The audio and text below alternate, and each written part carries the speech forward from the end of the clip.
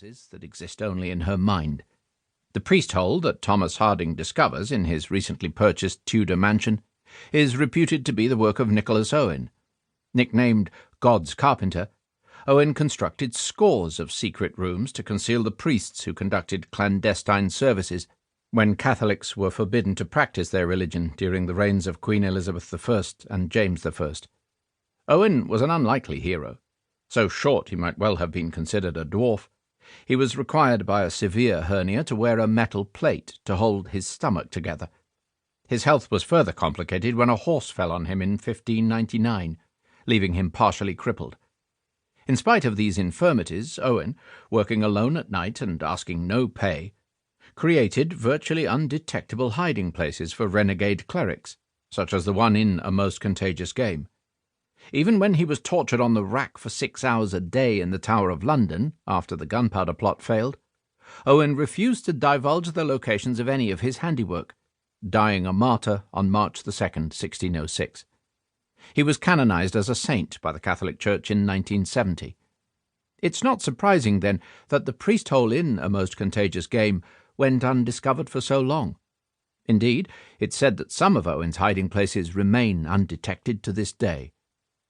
Like her amateur sleuth, Aird loves to do research, but she realizes that research is often just a way to avoid doing the actual writing.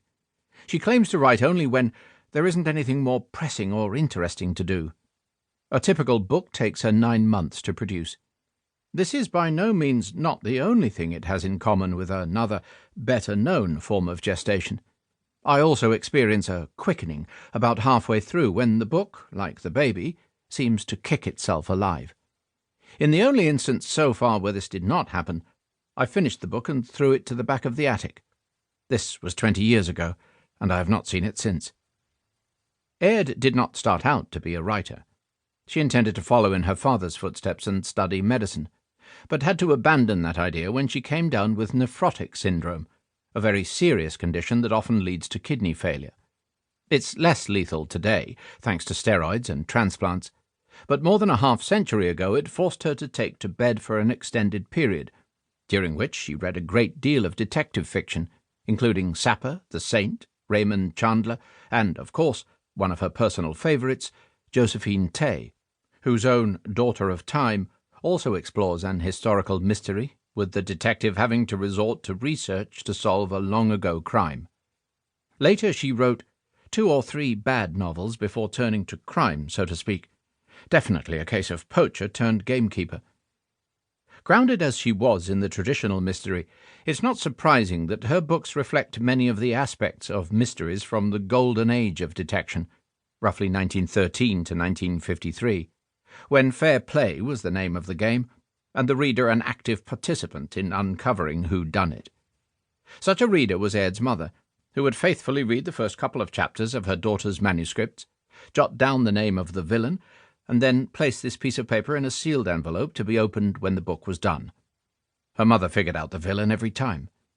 Fine words, carefully crafted by me to conceal the murderer among a welter of more suspicious characters, buttered no parsnips with her, writes Aird.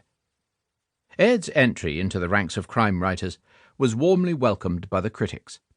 Crime fiction historian Melvin Barnes cited her as one of the writers who has breathed new life into the genre, concentrating mainly upon the cosy village puzzle of the Golden Age tradition, but showing welcome unwillingness to maintain the rather colourless, unconvincing and formulaic approach of so many of her predecessors.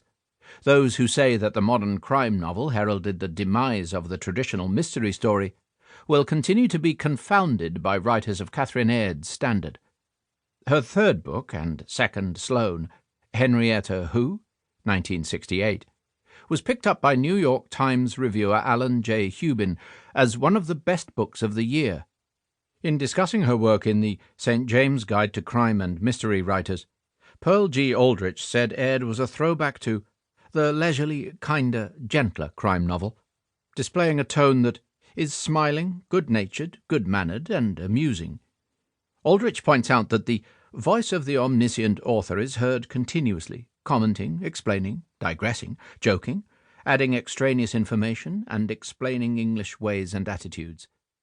Aldrich is especially